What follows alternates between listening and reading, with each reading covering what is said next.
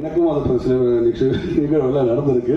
அதை நான் பர்சனலாக சொல்ல விரும்பல. பட் சினிமாவில் எல்லாமே ஒரு அனுபவம் தான். ஸோ அது பர்சனல் வித்வுட் டிலே.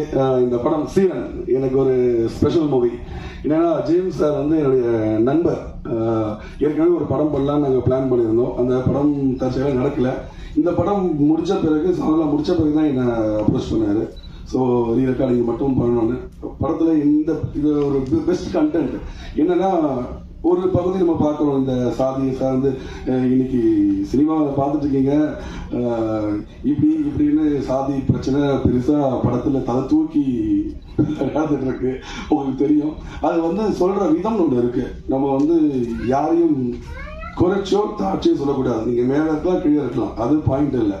உங்களுக்கு நடக்கிற விஷயம் என்ன அதை மட்டும் நியாயமா சொன்னா கண்டிப்பா எல்லாரும் ஏற்றுக்கொள்ளப்படும். ஸோ அப்படி ஒரு படம் தான் சீரன். இதுல பாதிக்கப்பட்ட ஒரு ஆர்டிஸ்ட் தான் சின்ன